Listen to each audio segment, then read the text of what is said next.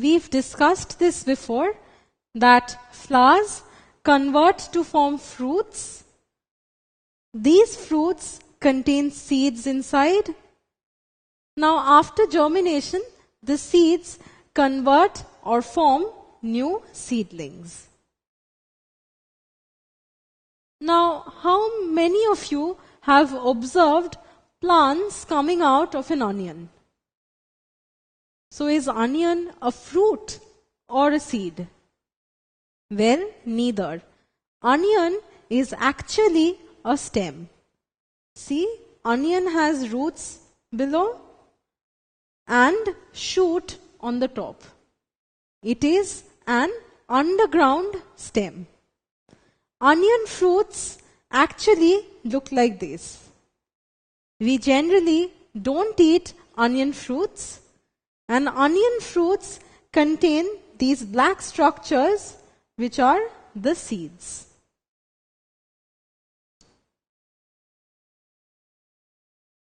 Now, any part except the flower and the fruit of a plant is known as the vegetative part.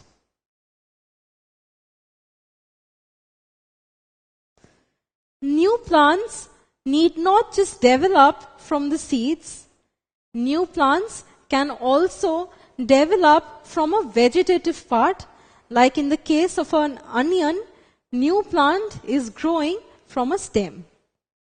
So this mode of reproduction is known as vegetative propagation, because reproduction is taking place through the vegetative parts of a plant, that is, parts except the fruit and the flower.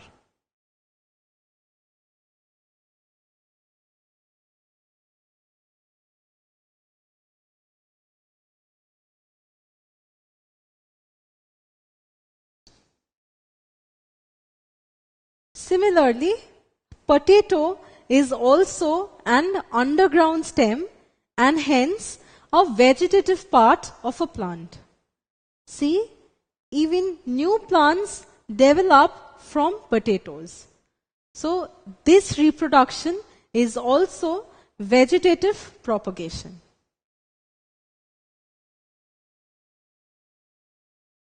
So, what are the benefits of vegetative propagation? For one, I can tell you that it takes much lesser time than sexual reproduction. Let us see. Well, if you want to plant rose plants in your garden, then you have two options. Either you go to the market, buy some rose seeds and sow it on the soil, or what you can do is you can cut a few stems from an existing rose plant, sow these stems in the soil, and within a few days you will see that your entire garden has become full of these rose plants.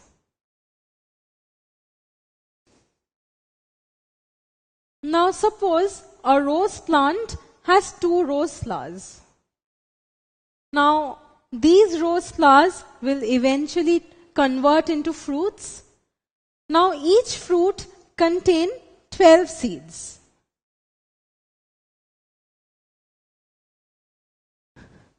So the maximum number of new plants that can develop from these 2 fruits will be 24, because the maximum number of seeds present in 2 rose fruits will be 24. But if you look at vegetative propagation, then the number of new plants that can be produced is unlimited, because you can cut any number of stems from this existing rose plant. You can cut out approximately 50 to 60 cuttings of the stem. So you will get 50 to 60 new rose plants from this one rose plant. So hence it is proved that the number of new plants that can be grown through vegetative propagation is a lot more than what can be grown through sexual reproduction.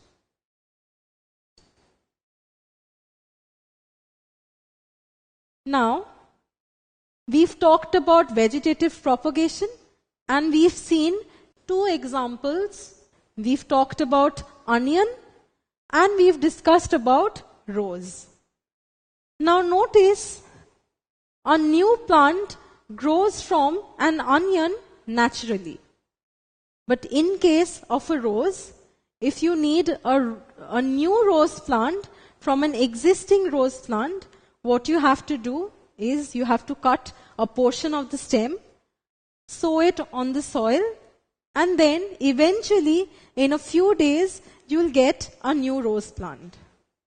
So this is an example of naturally produced vegetative propagation, whereas this is an example of an artificially produced vegetative propagation.